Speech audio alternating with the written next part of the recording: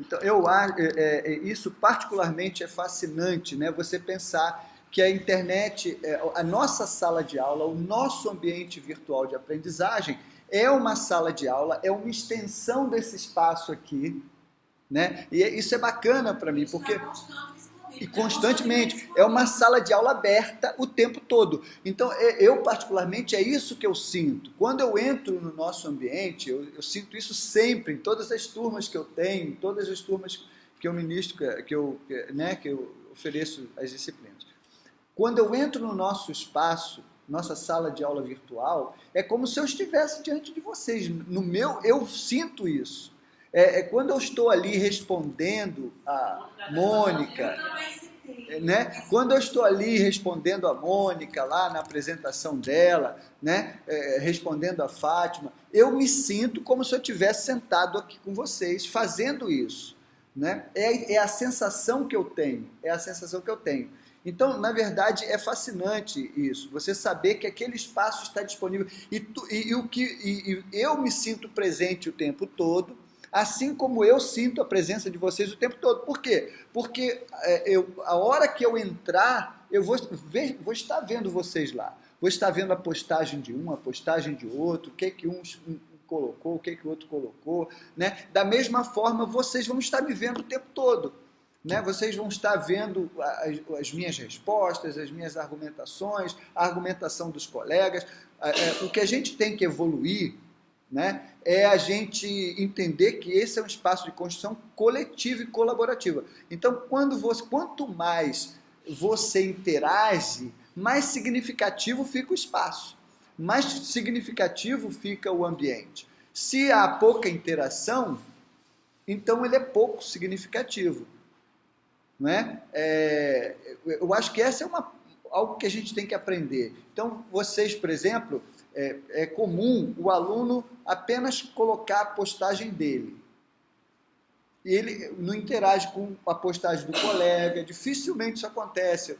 Né? Alguém lá se apresentou. Normalmente sou eu que dou boas-vindas. Seja bem-vindo, fulano, tal, muito legal você estar aqui e tudo. Mas eu dificilmente vejo um colega dizendo, isso, seja bem-vindo, né? Legal estar com você aqui. Isso é bacana, quando essa interação acontece entre vocês também, né? Então isso é que a gente tem que construir, tem que aprender. Então a internet expande, ou seja, o nosso AVA é esse espaço aqui ampliado, é esse espaço aqui estendido para fora dessas paredes, né? O nosso AVA é nossa sala de aula fora dessas 4 paredes. Isso é legal. É uma aprendizagem colaborativa, coletiva, nós construímos juntos na medida em que interagimos. Então está lá, por exemplo, um fórum para você debater, construir, organizar, preparar o debate de texto. Então, na medida em que você vai interagindo, gente, o texto eu li, me chamou a atenção esse aspecto. Aí outro fala disso, não, mas eu também acho que é importante a gente citar isso. Então, nessa interação, o conhecimento vai sendo construído. Ok? Então, o conhecimento é construído de forma colaborativa nesse ambiente virtual de aprendizagem.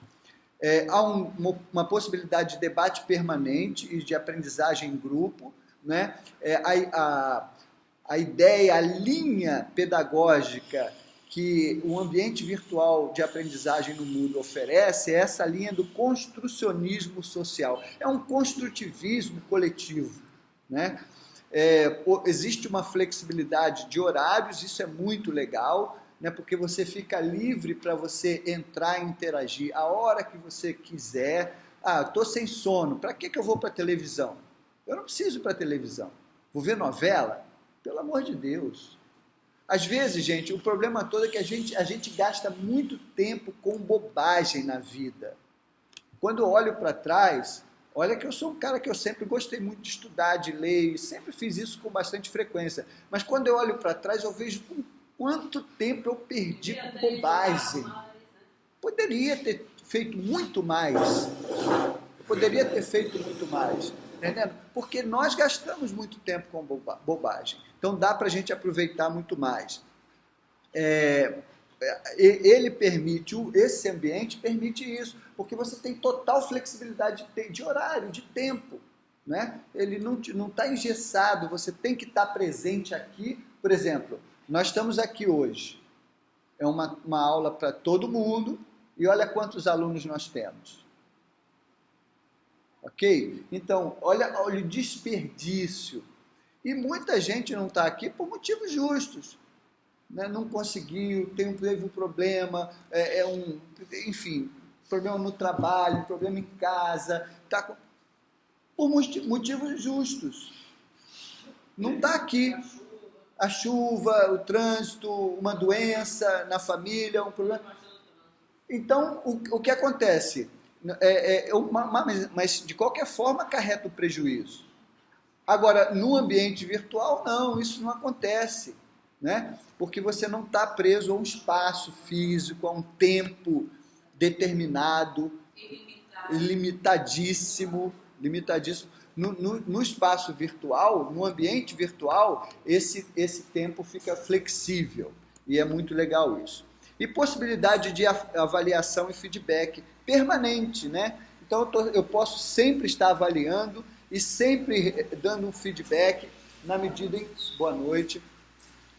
em que essa interação acontece, na medida em que as pessoas participam e estão envolvidas ali no processo, ok? Requisitos para EAD. Existem requisitos. A EAD não acontece sem algumas coisas que são essenciais, que são necessárias. Alguns requisitos, por exemplo, acesso à internet é um. Não dá para fazer educação à distância hoje, nesse modelo telemático, porque existem outros modelos de EAD, né, que não exigem esse acesso à internet. Mas aí você não tem a mesma qualidade de interação, você não tem as mesmas possibilidades de oferta de conteúdo, de discussão e tal, que a internet oferece. Então, acesso à internet é um requisito. Motivação e maturidade, ou seja, o aluno de EAD precisa estar motivado, precisa ter maturidade para entender como é que se dá o processo e para realmente assumir a sua responsabilidade. Né? É aquele negócio que a gente discutiu rapidamente terça-feira. Método e persistência, né? A pessoa tem que ter método, disciplina, persistência, capacidade de trabalho em grupo, porque é impressionante, embora você esteja na sua casa sozinho, mas você tem que ter uma capacidade enorme de interagir, de interação com os colegas, de interação com o grupo, né? E capacidade de estudo individual. Pressupostos para a sua implementação. A implementação de uma política institucional baseada em AD deve considerar que é cada vez menor a fronteira que separa a educação presencial. Prestem atenção um pouquinho, todos. Fronteira que separa a educação presencial da educação à distância, convergindo quase que unanimemente para uma concepção de educação semipresencial mediada pelo uso das tecnologias digitais. E que é importantíssimo o envolvimento de toda a comunidade. Isso quando, por exemplo, nós estamos num processo de implantação de educação à distância, desse modelo de educação na instituição, no IFESP. Essa questão aqui pressupõe isso. Pressupõe que todos estejam envolvidos, professores estejam envolvidos, direção, né? Pressupõe que se crie uma cultura de uso das tecnologias na instituição, né? Onde os alunos, os professores tenham acesso a essa... Por exemplo, você faz... Hoje, por exemplo, você vai entrar num curso para fazer um curso na Universidade de Brasília. Qualquer curso, qualquer área. Engenharia civil. Você entrou para fazer um curso de engenharia civil na Universidade de Brasília. Você se matriculou numa disciplina, você recebe a chave de acesso, a senha, tudo direitinho para acessar aquela disciplina lá no ambiente virtual. Todos os professores têm o seu ambiente virtual na plataforma de EAD da Universidade de Brasília. Todos.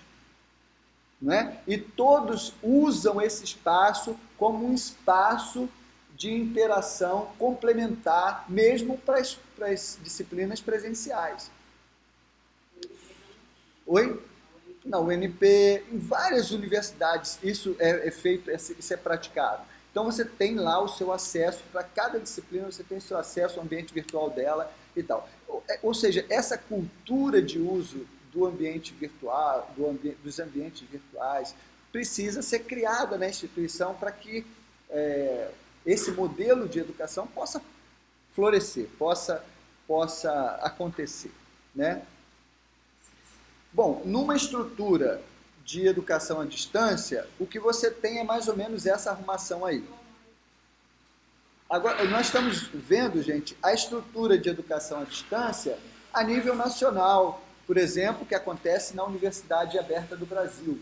O Ministério da Educação tem uma política de educação à distância. E a principal instrumento de educação à distância do Ministério é justamente a Universidade Aberta do Brasil, que é um convênio, que é uma parceria entre o MEC e as universidades federais, estaduais, né, os IFs da vida, para promover cursos, principalmente na área de formação de professores, etc., à distância, tá? É o UAB, Universidade Aberta do Brasil. Normalmente ele tem essa estrutura. Você tem um professor, que é o conteudista, que é aquele cara especialista na área, que conhece, que domina os conteúdos, que vai construir o material didático, que vai construir o ambiente. A princípio deveria ser assim, embora não seja, na maioria das vezes não é. É um cara que domina o conteúdo, né? E domina minimamente, precisaria dominar minimamente o ambiente virtual para disponibilizar esse conteúdo, para montar seu ambiente. Você tem os tutores à distância, você vê que o professor ele fica sobre, né, uma estrutura piramidal, né? Ele, na verdade, ele abrange um grupo grande de alunos, né, um grupo de tutores, e ele está em cima dessa pirâmide, controlando, coordenando, discutindo com seus tutores, discutindo com os alunos, né? Com os tutores ele vai trocar ideias em que sentido? Com os tutores ele vai trocar ideia no sentido de como é que está o acompanhamento dos alunos, como é que os tutores estão vendo a participação dos alunos, ele vai orientar os tutores no sentido de motivar o aluno que está com mais dificuldade, enfim, ele vai ter esse contato aí com o tutor. O ideal é que os tutores, principalmente os tutores à distância, antes de ser tutor de uma disciplina, ele seja aluno, ele tenha sido aluno, para que ele possa conhecer bem a estrutura. Não precisa nem ter sido aluno formal, mas ele precisa ter tido o cuidado de fazer as atividades antes, de ter o trabalho que o aluno teve, vai ter ou teria, para que ele possa entender como ajudar o aluno, né? Infelizmente, nem sempre isso acontece, muitas vezes não acontece, e aí é que nós vamos vendo as falhas do sistema. As falhas não estão na educação à distância, as falhas estão nos atores que compõem essa estrutura, né? Em como essa estrutura é conduzida.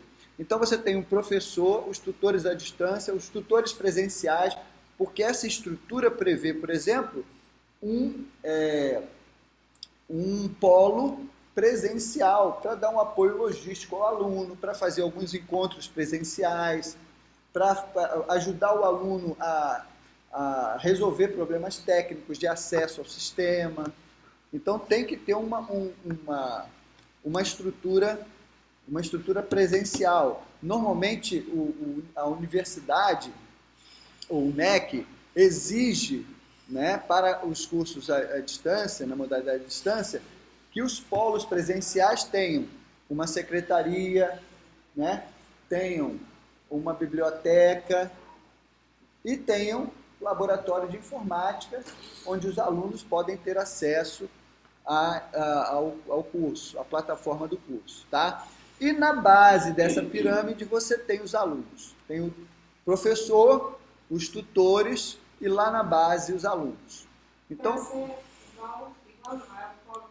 isso, um polo presencial que nós temos é lá no CEMURI. O CEMURI tem um polo da UAB, inclusive é um dos polos importantíssimos do Estado, porque, na verdade, é um polo licenciado e aberto, ele pode dar apoio a qualquer universidade. Ele é um polo, lá é um polo especial, não é um polo qualquer, né? É um polo que está aberto a qualquer, por exemplo, nós, aqui do Kennedy, quando nós implantarmos educação à distância, a gente pode buscar o CEMURI para ser nosso polo presencial. Né? Porque ele é um polo aberto para qualquer instituição, tá? Um polo especial. Então, gente, essa é a estrutura que precisa ter, okay? Quando a gente pensa em educação à distância. Precisa ter também essa estrutura do ponto de vista técnico, do ponto de vista organizacional, né? Você tem que ter um setor da área, um setor pedagógico, um setor de construção das salas, de produção de conteúdo. Esse setor que faz, os professores, conteudistas fazem parte dessa estrutura, né? Enfim, os especialistas na área de educação fazem parte dessa estrutura. Você tem que ter um setor técnico que vai dar apoio à parte tecnológica, que vai, por exemplo, fazer a customização da plataforma EAD, fazer os ajustes nessa plataforma, hospedar essa plataforma no servidor, controlar esse servidor para que ela esteja sempre disponível. Tudo isso tem que ter essa estrutura tecnológica. Tem que ter uma estrutura administrativa para certificar os alunos, para dar uma declaração, para dar... Enfim, tem que ter essa estrutura aqui. E o ambiente de produção, né? O ideal é que tenha, por exemplo, uma sala de produção de vídeo, tem que ter uma estrutura bacana para ser feito isso funcionar. Nós estamos na luta para montar essa estrutura aqui, né? Na verdade, eu tenho feito todos esses papéis. Eu sou o suporte técnico, eu sou a produção, né? Então eu fico quase que sozinho, nessa estrutura toda. Porque também nós somos pequenininhos, né? Nós somos uma estrutura pequena, mas nossa plataforma, por exemplo, é uma das melhores plataformas. Eu vou mostrar para você. Na UFRN, gente, eu sou suporte técnico para um curso de especialização em gestão escolar da UFRN. Então, nós temos um acesso para fazer essa gestão da plataforma lá. Pronto, eu estou aqui na plataforma. Agora, veja bem que isso aqui é a plataforma da UFRN.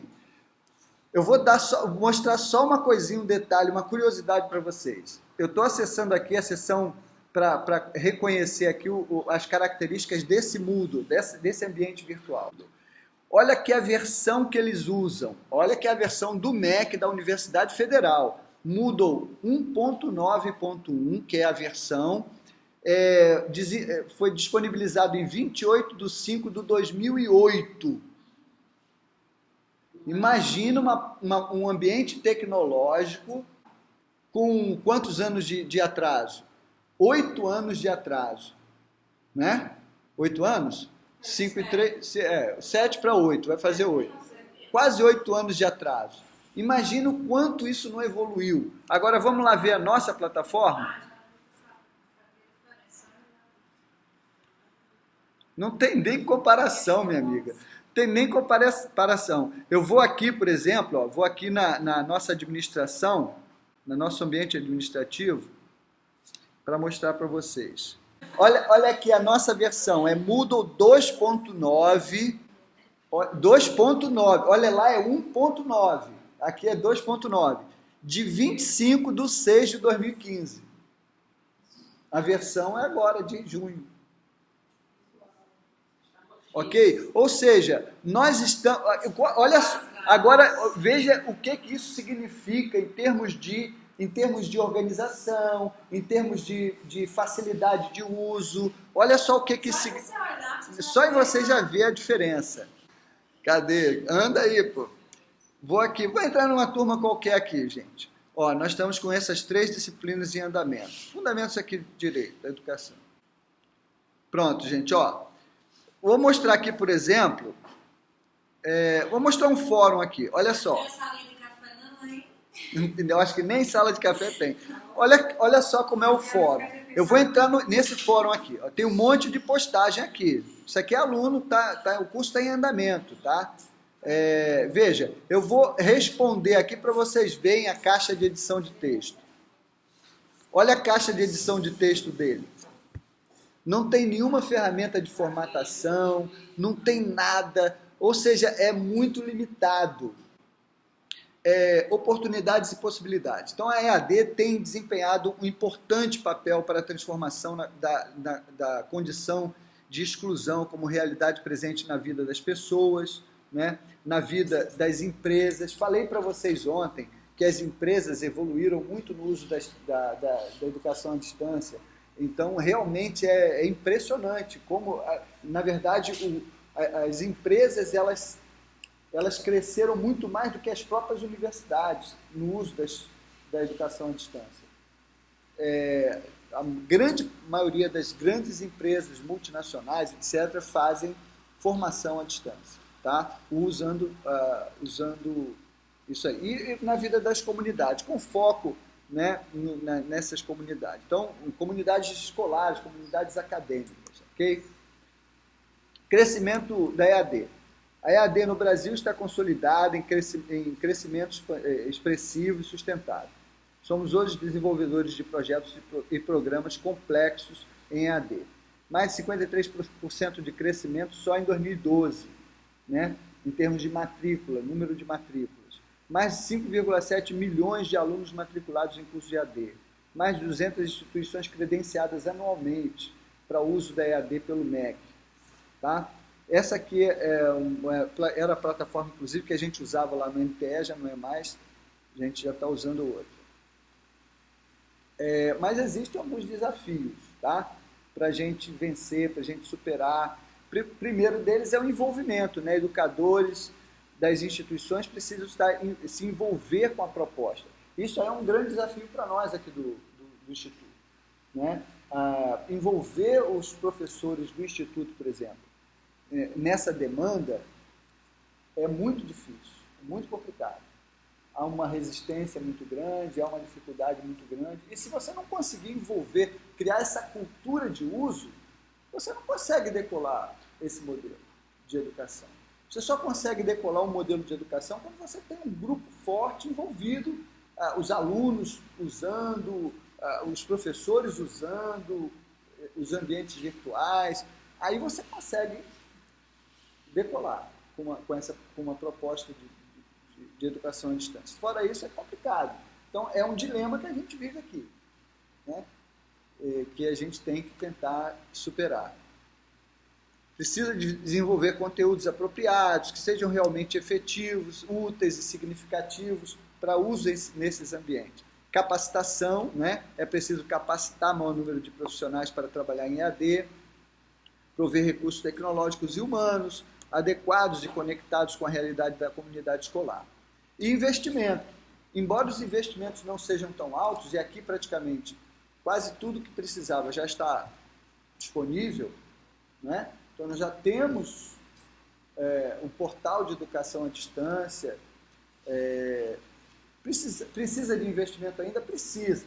Precisamos de um laboratório de informática dentro da instituição para dar um apoio legal, embora que a gente possa contratar um polo fora daqui para dar esse apoio, né? Mas seria interessante a gente ter.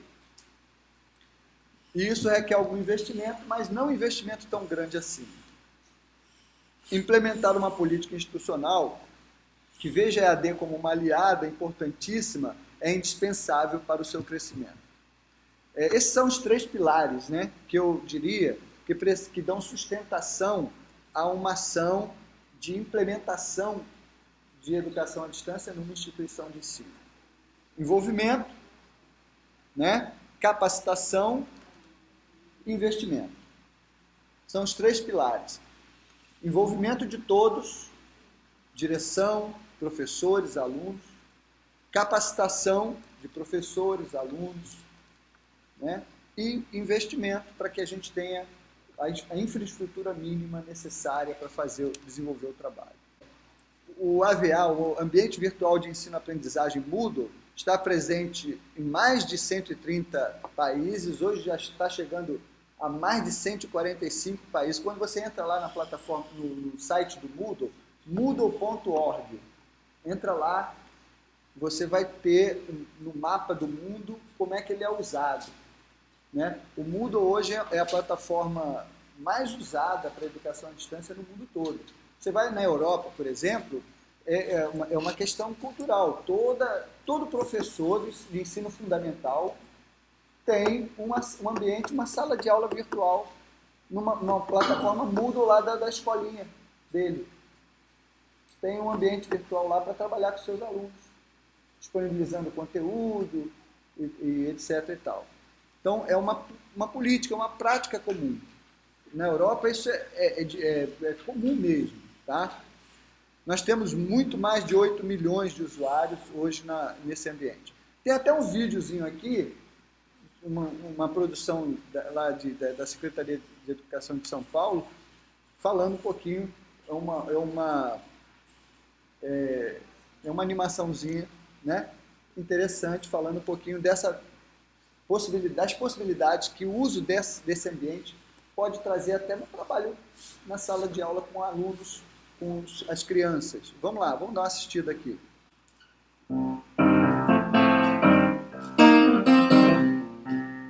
Igoff explica.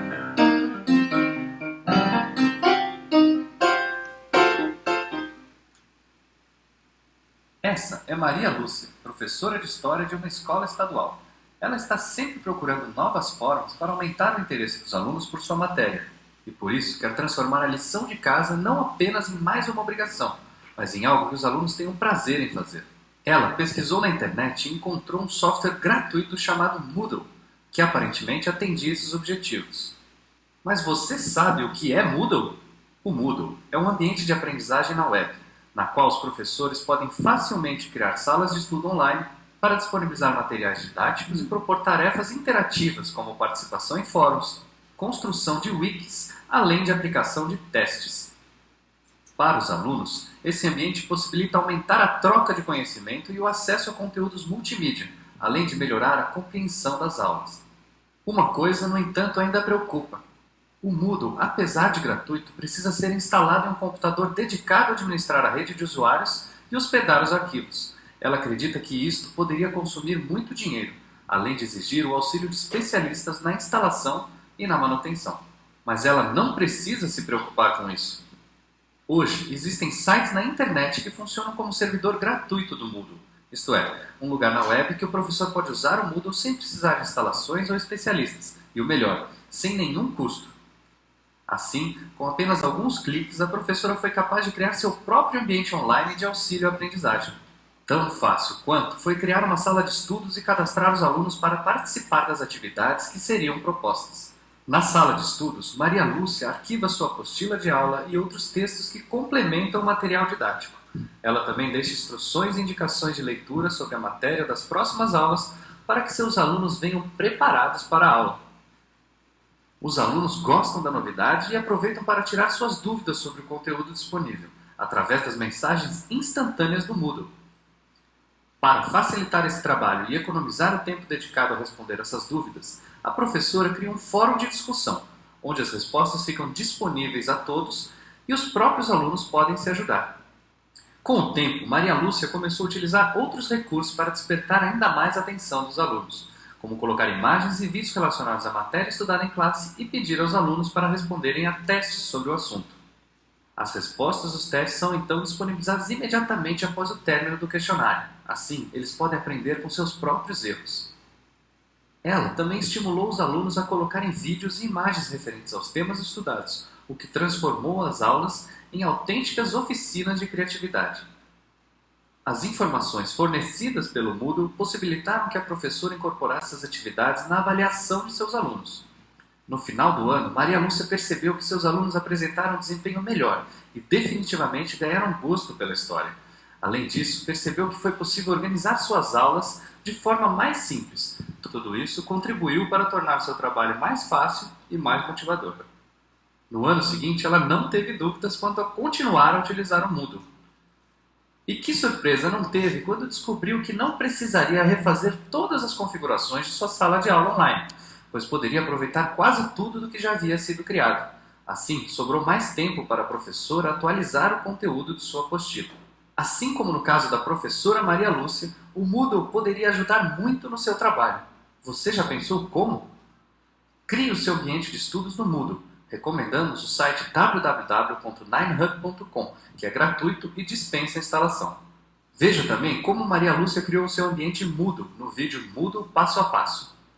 Para saber mais e tirar suas dúvidas, frequente o tutorial Wiki IGOV Explica. Entre agora no portal igovsp.net e conheça mais sobre a Rede Paulista de Inovação e Governo.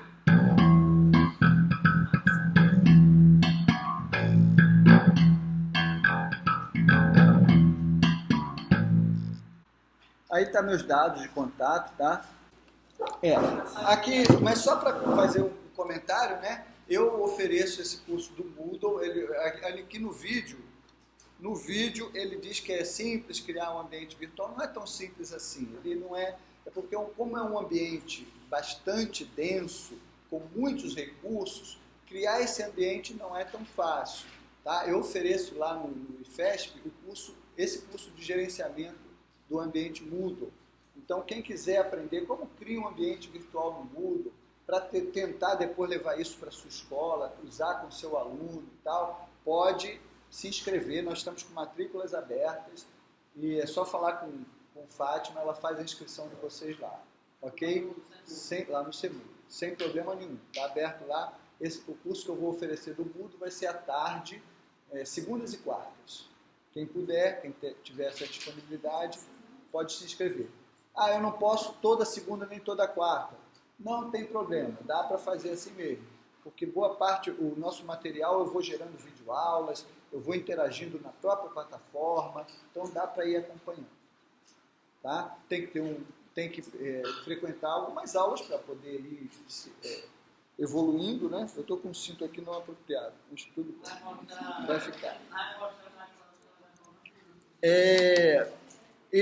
Então eu ofereço. Outra coisa, esses ambientes gratuitos que oferecem acesso ao Moodle não são muito confiáveis, não são, inclusive esses que ele citou não tem mais acesso, um dia desse eu tentei acessar, não tem, mas vocês não precisam se preocupar, porque tem tanto o portal de educação à distância do IFESP, quanto o portal de educação à distância do MTE. Então, quem quiser pode utilizar esse ambiente virtual nosso, tá? Não tem problema, não há dificuldade de criar uma sala de aula nesse ambiente, ok?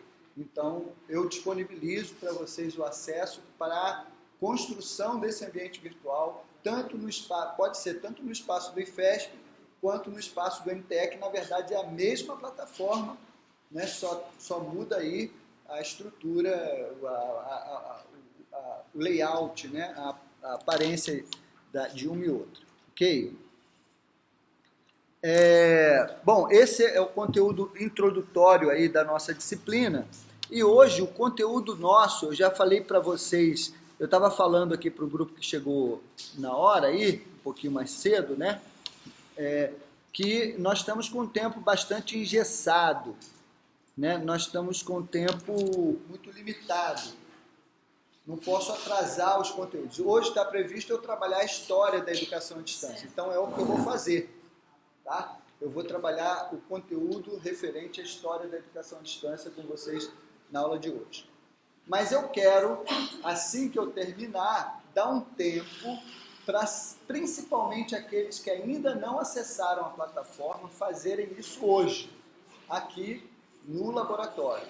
Tá? Ou seja, tem várias pessoas que já acessaram, já interagiram, já estão navegando, já estão participando. né? E quanto mais a gente participar, melhor vai ser para o andamento da nossa disciplina. Tá? Então, quanto mais a gente interagir com os colegas, interagir no ambiente, vai ser mais interessante, vai ser mais produtivo para a gente. Agora, tem alguns que não entraram ainda, como o nosso tempo é muito curto, são só 7 encontros, é importante que a gente hoje saia daqui, todo mundo sabendo entrar, sabendo acessar, tendo esse acesso garantido.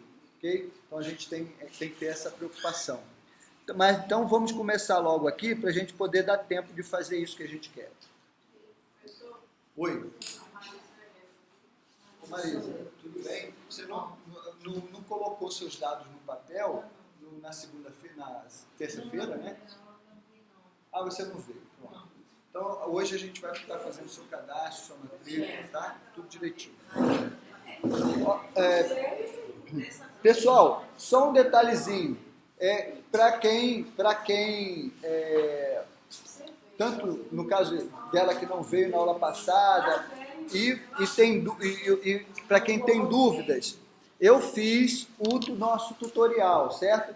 Aquele que eu gravei em aula, infelizmente não deu certo. Eu apontei, foi uma bobagem minha, eu apontei para ele salvar, não na memória flash, no HD da minha máquina, mas num dispositivo de armazenamento externo. E aí o que aconteceu? O dispositivo de armazenamento, a comunicação com ele muito lenta, ele não conseguiu salvar o arquivo que estava sendo gerado. Arquivo grande, né, muito grande, não conseguiu salvar. Eu perdi aquela gravação. Aí eu cheguei em casa e refiz a nossa aula, o nosso tutorial. Então está aqui nessa pasta de avisos, quem entrou, acessa a pasta de avisos, importante, vai estar aqui, tutorial de navegação do AVA Moodle. Professor, aí esses comentários, eu tentei fazer um comentário ali no vídeo e não consegui. Você pode deixar uma boa pergunta, você vai ver, no próprio vídeo eu digo isso. Aquele quadro de avisos não é um fórum, é apenas um quadro de avisos, ou seja, ali só eu que posto conteúdo, tá? Embora tenha o mesmo íconezinho de fórum, embora seja parecido com fórum, não é um fórum, é um quadro de avisos. Ele só serve para que eu possa dar algum anúncio, alguma coisa para vocês, eu gosto de usá-lo, tá? Então eu sempre uso. Primeiro porque vocês assinam esse quadro de aviso querendo ou não. Os fóruns não. Você pode assinar ou não o fórum. Ou seja, quando você entra lá num fórum, eu sempre dou essa liberdade para o aluno. Se ele não quer ficar recebendo e-mails do fórum, tá? Ele pode chegar lá no fórum e dizer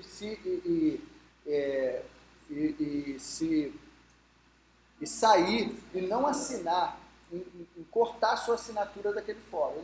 Ele não é mais assinante daquele fórum. Aí ele deixa de receber os e-mails, tá? No quadro de aviso, não.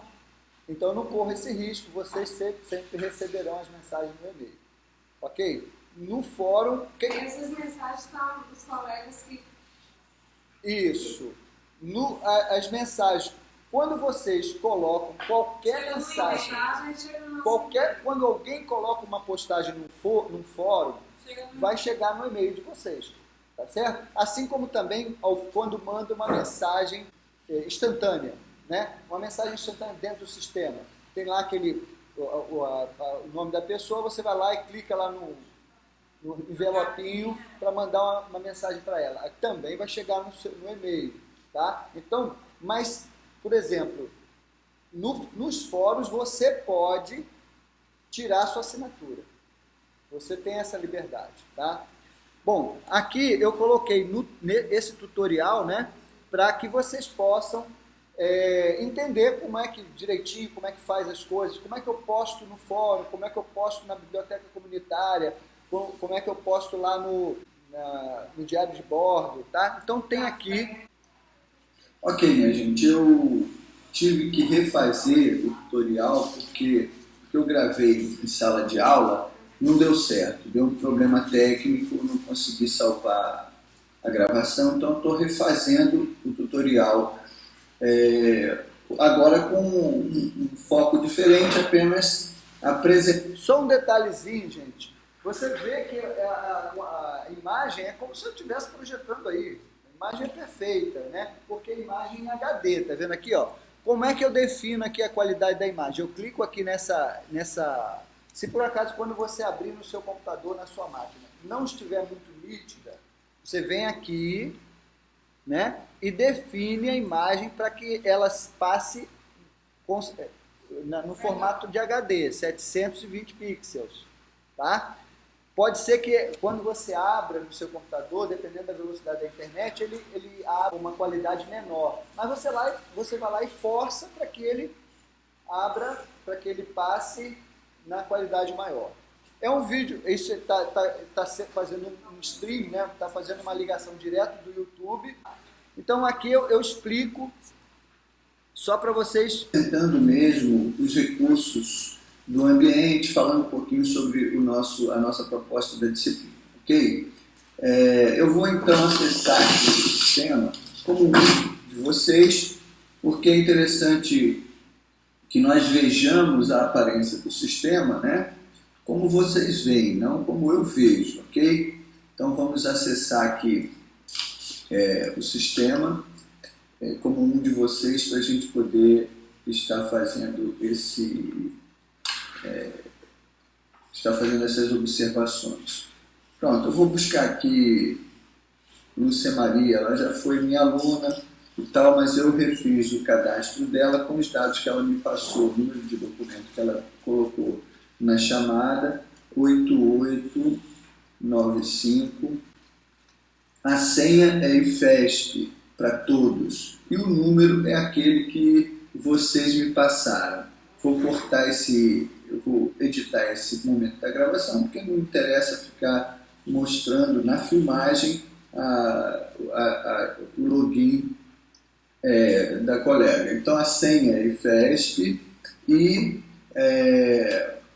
o número é o que foi dado na ficha, na folha de frequência da última aula. Pronto, então eu já estou logado como Lúcia Maria Felipe Borba. Eu quero apresentar aqui a interface do nosso site, né? A interface do nosso portal de educação à distância. Eu não vou, gente, passar o vídeo. Faz sentido, se eu coloquei lá, justamente para estar disponível para vocês assistirem, tá? Vale a pena gastar esse tempo assistindo. Eu tive um cuidado tremendo de mostrar todas as ferramentas ali, como funcionam, como é que vocês fazem o uso delas e tal. Então vale a pena dar uma assistida nesse vídeo, ok? Acessando a página do curso. Acessando a página do curso, vindo aqui, ó. Ó, vocês vão vir aqui, ó, aqui, ó, presta atenção, avisos importantes, tá? Aí vocês acessam o aviso importante, vai estar lá, tutorial de navegação no site. Aí você vai entrar no tutorial e vai assistir, tá? O tutorial tem lá o vídeo para você assistir, ok? Eu vou parar aqui, vou voltar lá para a minha apresentação da história da EAD. O que é então EAD, né?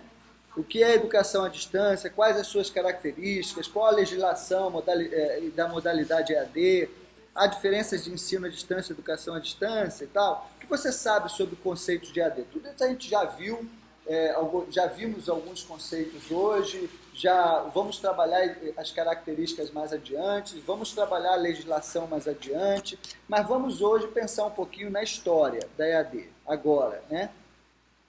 Na história da EAD, identificamos os avanços tecnológicos. É muito interessante esse aspecto da educação à distância. A educação presencial, ela pode dispensar a tecnologia, né? Eu estou fazendo educação presencial, eu posso, pelo menos, dispensar as tecnologias mais modernas. Eu posso usar o quadro negro, é uma tecnologia. Eu posso usar o livro didático, é uma tecnologia, mas eu posso dispensar as tecnologias modernas. Eu não preciso usá-la, né? na educação presencial. Agora, a educação à distância, ela exige o uso das tecnologias e evidentemente que ela vai exigir, para ter qualidade, ela normalmente vai exigir as tecnologias de ponta, né? Então, a história da EAD está muito relacionada à história das tecnologias, diferente da educação presencial. A história da educação à distância está muito intimamente ligada à história das tecnologias. Ela vai sendo alguns avanços, né? Na medida em que os recursos tecnológicos avançaram, a educação à distância cresceu também, avançou também. Tá? Então, vamos lá. Nós podemos identificar 3 gerações na história da EAD. O ensino por correspondência é a primeira geração. O ensino multimídia é a segunda geração. E o ensino telemático, que é a terceira geração. É a geração que nós estamos vivendo, ensino telemático. Tá? Então, temos essas 3 gerações. As características da primeira geração é a transmissão de informações em língua escrita, né? Em linguagem escrita, pouca interação entre professor e alunos, lentidão no processo, diminuindo sua eficácia. Então, nesse modelo que é antiguíssimo, né, de educação à distância, nós temos essas características. Basicamente, tudo era escrito, havia pouquíssima interação, porque como esse material escrito era levado até o aluno, né, era levado pelo correio, né, ou por algum outro mecanismo de entrega de correspondência, e era muito difícil haver feedback. Se o aluno chegasse lá, pegasse o material e não entendesse alguma coisa, ficaria sem entender mesmo, né? Porque era um processo lento, ele teria que entrar em contato com o professor por correspondência também, pedindo uma explicação para o professor responder de novo para ele, ou seja, esse processo de interação era inviável, tá? Se tornava inviável. E isso diminui, evidentemente, a eficácia, a qualidade do ensino. O ensino por correspondência ele tem início lá no primeiro século. O ensino à distância por correspondência tem início lá no primeiro século. Então a gente pode dizer, por exemplo, que o ensino à distância começou com o apóstolo Paulo, escrevendo as cartas dele às igrejas, né? Então é interessante que você, por exemplo, vai ler a carta de Colossenses, no final da carta ele diz assim, olha, depois que vocês lerem, e passem para outra igreja, né? Ele orienta para que passasse para outra igreja, para que outros pudessem ler também. É interessante isso.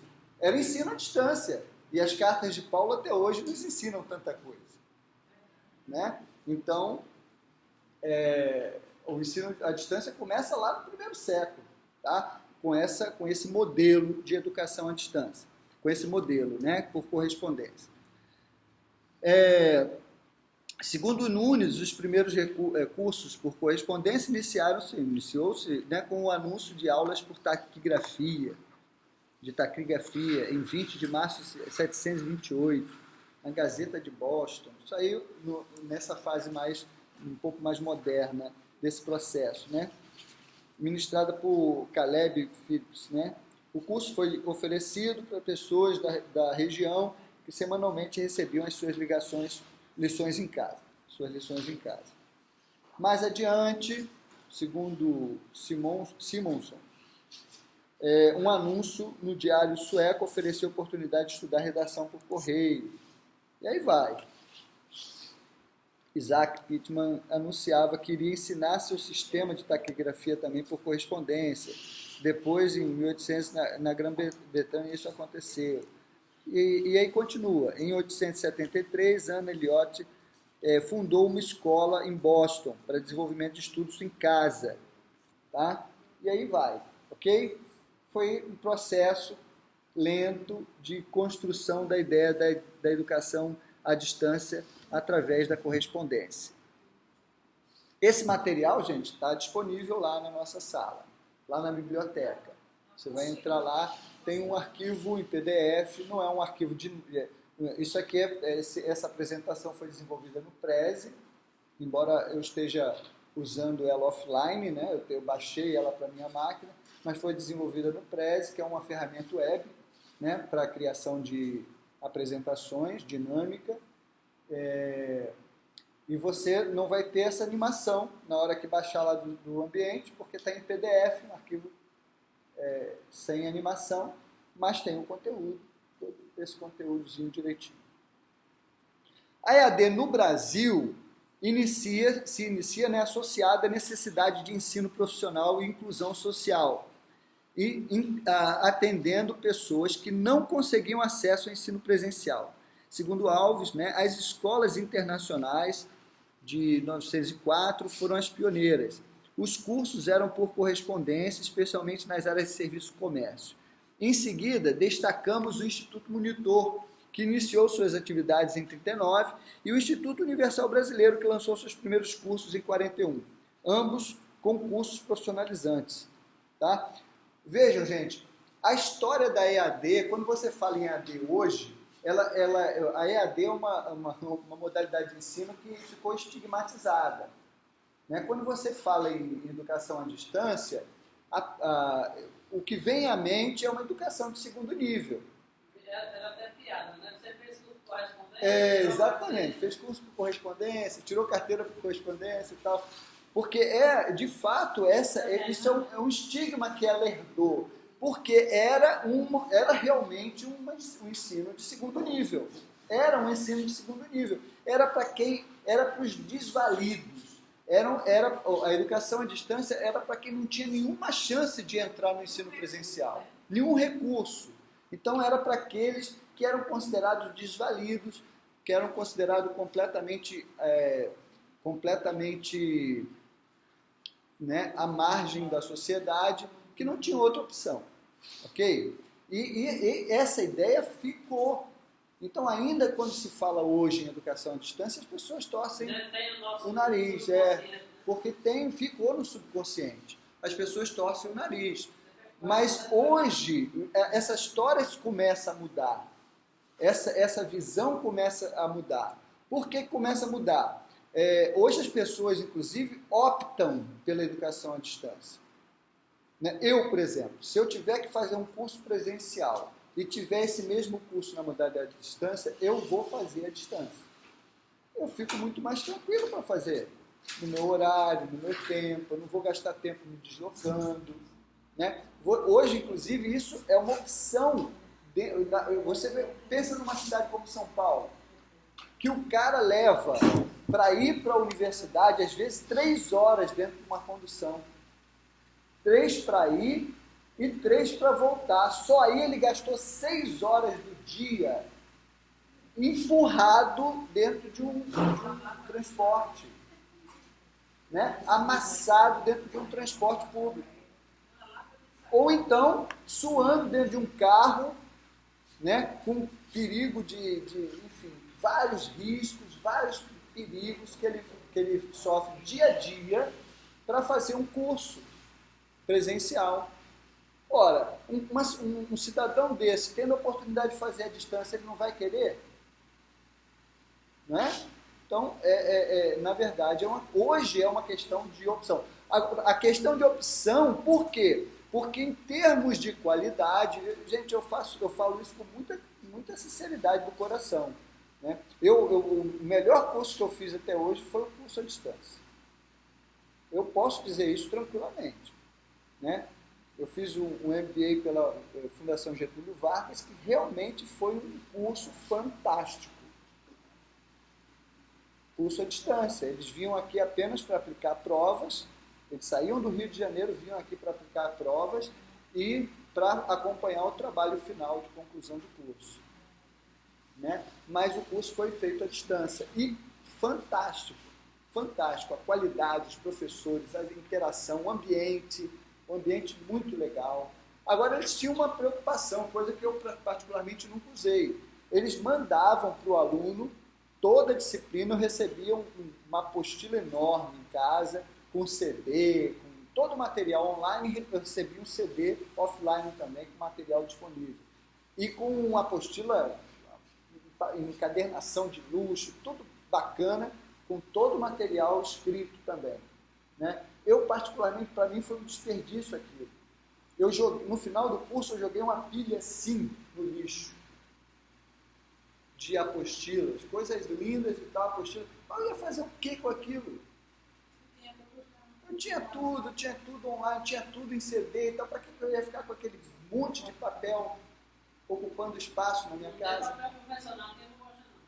Né? Não, realmente, entendeu? Então, quer dizer, para mim foi um desperdício, mas para muita gente que realmente gosta, né, disso, para essas pessoas foi importante, por isso que eles tiveram esse cuidado, por saber que ainda é muito importante para algumas pessoas. E cada um realmente tem as suas limitações, cada um tem a sua maneira de ver as coisas. Então, para algumas pessoas, de fato, é importante o papel. E eles reconheceram isso. É como se eu ainda tenho esse nível. Eu tenho até uns às baixo no computador, no celular, mas se eu não tiver papel na mão, parece que eu não estou com disponível. Eu tenho que tirar isso medo. Exato. Eu tenho que limpar essa mente para isso. Mas o que eu estou falando para vocês é o seguinte, que ficou esse estigma, ficou essa visão negativa. Você fala que fez um curso à distância, as pessoas franzem o rosto, achando que não teve qualidade. Muito pelo contrário. O curso à distância, às vezes, exige muito mais de você, né? Porque ele tem prazos muito definidos, você tem que cumprir aquilo, e o sistema fechou, acabou, você tem que cumprir aquelas tarefas no tempo certo, né, tal, e tudo isso, às vezes, exige muito mais do aluno do que o curso presencial, né? Então, mas esse estigma ficou. Você já ouviu falar sobre esses movimentos e tal? Tem a escola aqui, fala, por exemplo, que existe até hoje, o Instituto Universal Brasileiro existe até hoje. Né? O Instituto Universal Brasileiro foi fundado em 41, mas existe ainda. Né?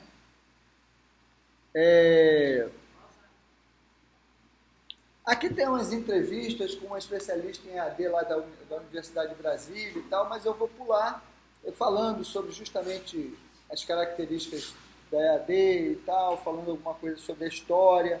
Eu vou pular esses vídeos, tá? Depois vocês podem ver. A EAD e seu foco principal. Neste período histórico da EAD, esta linha com foco na transmissão de informações em linguagem escrita, a comunicação entre professor e aluno era limitada, com mensagens enviadas por correspondência. Então, o modelo por correspondência é o que eu falei. Mesmo com o avanço, né, o modelo por correspondência ainda permaneceu. E muitos cursos feitos ainda hoje, no formato telemático, ainda utilizam a correspondência. Né, que é o exemplo do curso que eu fiz. Material impresso e o uso do correio continuam presentes nas etapas seguintes da história da EAD, sendo integradas outras tecnologias ao processo de comunicação entre professores e alunos. Os cursos oferecidos eram mais de caráter técnico, objetivando a transmissão de informações e sua memorização por repetição. É interessante, por exemplo, à distância foi oferecido o curso de técnico em eletrônica. Eu me lembro muito bem disso. Sim. E fez, deu certo, né, direitinho. Não, e aprendia. Ele só de TV que ele não gostou muito, não. Mas fazia tudo de casa. Ele já faleceu, ele era fissurado, não gostava demais, só deu estudando. Não, e aprendia mesmo. Eram cursos bons. Eu tive uma colega... Isso em 90... Eu dando essa disciplina aqui, eu tive uma aluna, uma senhora que fez o curso Logos. Não sei quantos aqui já ouviram falar. Logos. O curso Logos foi um curso oferecido à distância tá? De formação de professores, recebiam uma apostila e tal. Aí ela deu o depoimento dela, ela fez o Logos 1, Logos 2. Ela disse que em todos os concursos, ela falou pra gente, e isso é verdade, que o material era excelente. Todos os concursos que ela fez, ela passou estudando as apostilas do curso Logos. Ela passou no concurso do Estado, passou no concurso da Prefeitura, tudo estudando pela apostila do curso Logos. Excelentes apostilas, excelente material didático. Tá? Então, funcionava, né? Mas não tinha muita qualidade, porque a interação era... O homem das crianças diz, faz tudo correspondente, né? Correspondente. Dá pra falar. Hoje em dia diminuiu um pouco, assim, mas não dá muito. Assim. E a avó guardava os Logos com uma relíquia. Não era? Era livro rosa, amarelo. Olha aí. Tudinho. E ela fez, ela era Nova Cruz. Ela começou a ensinar lá no povoado. Aí vinha para na Serra Mirim, fazia, era no final de semana, aí voltava para lá, levava as apostilas dos Logos para estudar. E vinha, era presencial e à distância. Tinha isso, tem um dia para reunir, tinha um tutor que orientava as atividades, tinha um momento presencial também. E depois ela fez o concurso do Estado, passou para o professor e veio para o Olha aí. Tá? E nessa modalidade por correspondência. Okay? Então, uma outra etapa, né, uma outra evolução já foi o ensino multimídia. O que era o ensino multimídia, gente? Teve início lá na década de 60, utilizando, além do texto escrito, áudio e vídeo. Videocassete. Então, você tinha curso profissionalizante, fita cassete. Essa segunda geração, né, que incorpora aí o rádio e a TV, que eram as mídias, né, as mídias, ela foi muito usada, né? Foi muito usada e muito interessante. Quando o rádio surgiu como uma nova tecnologia no início do século XX, muitos educadores perceberam a oportunidade de articular novas propostas de educação à distância. Aí, por exemplo, entra a figura de Roquete Pinto, né? Essa é uma das primeiras universidades do mundo que usam esses recursos. Vai falar sobre experiências de fora, mas eu quero chegar aqui no que interessa para nós. Vou passar aqui porque no Brasil essa etapa da história foi marcada por curso à distância, utilizando além do material impresso, transmissão de televisão e rádio. Segundo Alves, em 23 foi fundada a Rádio Sociedade do Rio de Janeiro, numa iniciativa de Edgar Roquete Pinto. Esse cara foi um visionário. Eu vi na TV Escola uma reportagem sobre Edgar Roquete Pinto. Eu me impressionei com o cidadão. O cara, um visionário, um intelectual rico e tal, mas que em tudo via uma chance de promover a educação. Cara, fantástico, fantástico mesmo. Assim que surgiu o rádio era novidade na Europa, ele foi lá buscar o rádio, trazer para o Brasil, para poder implementar o rádio como meio de educação à distância. A emissora transmitia programas de literatura, radiotelegrafia, telefonia, línguas, literatura infantil, outros de interesse comunitário.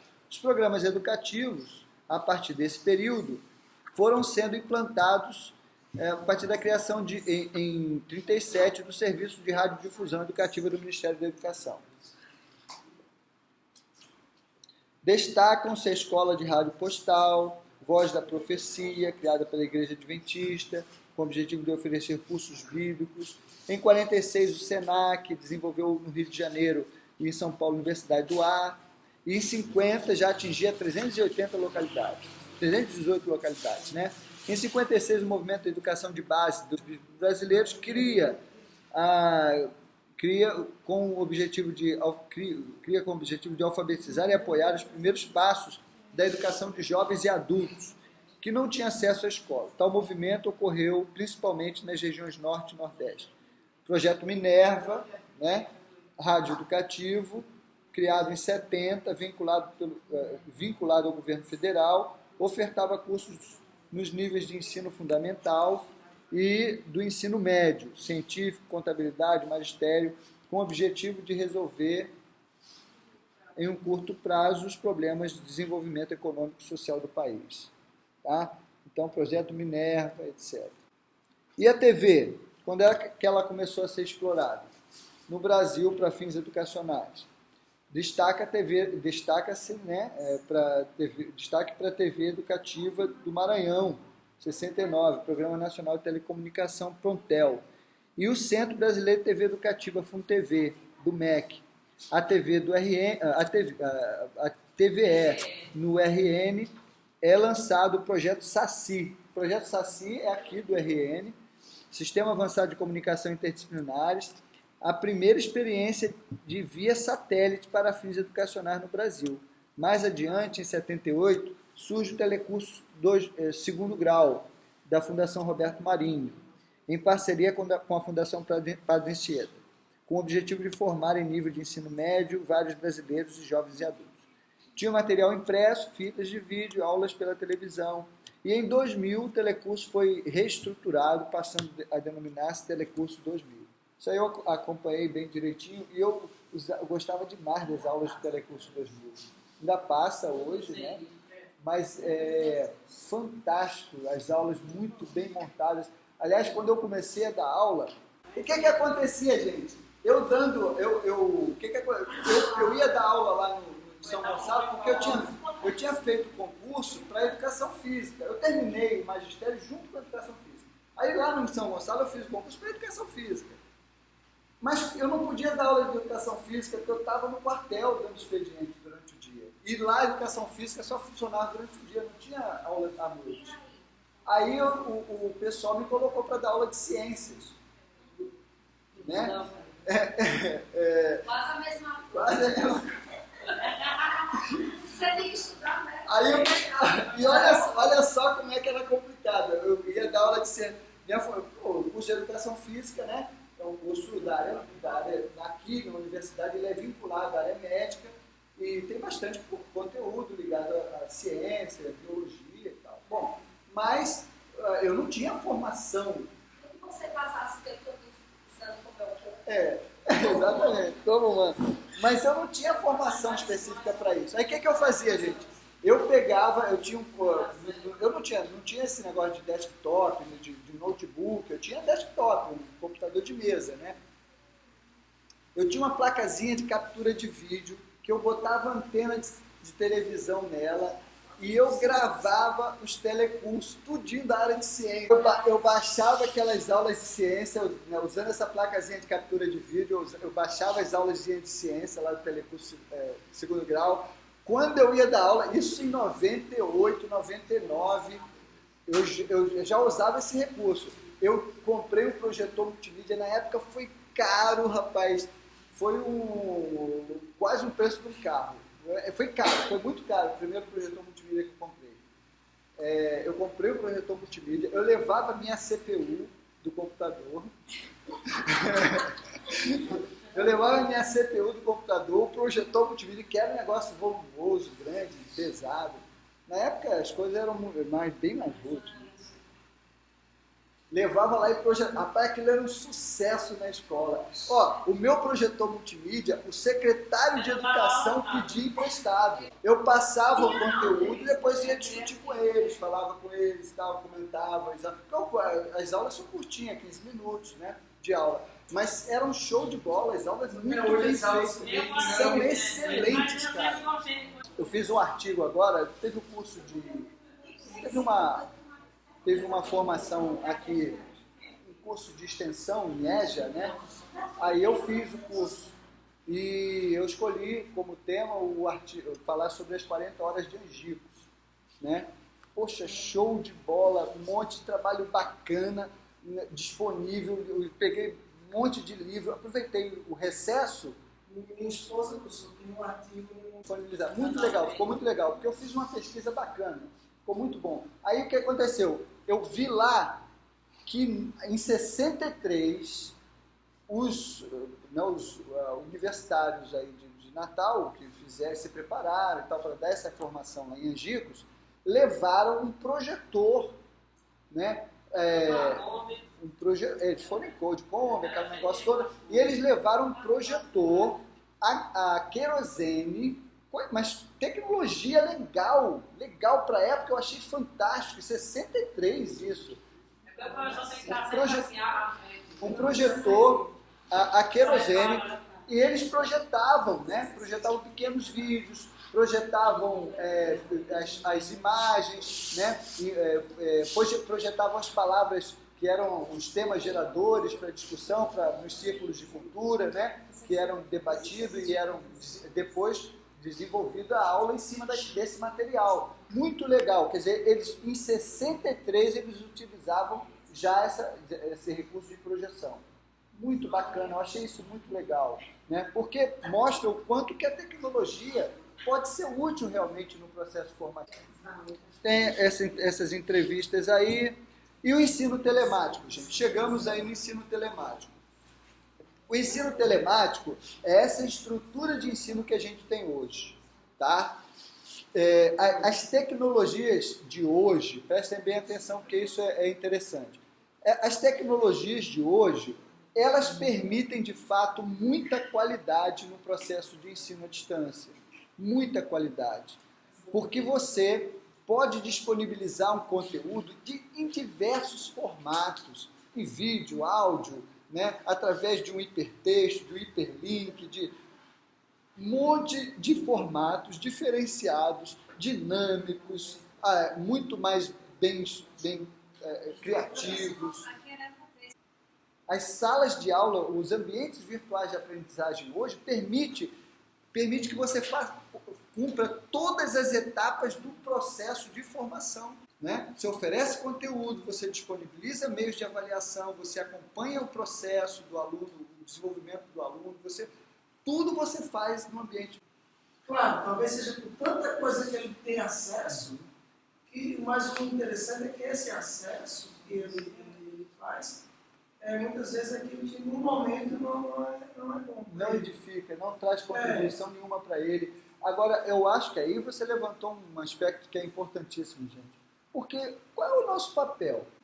Porque o nosso papel é justamente mostrar para ele as possibilidades de uso produtivo desses recursos. Ele não tem outro encaminhamento, ele não tem outro direcionamento. Então, o ensino, nessa geração, nessa terceira geração da EAD, você tem no ensino telemático um arsenal de recursos que permitem uma formação de muita qualidade. Comunicação em tempo real, síncrono e assíncrono, né?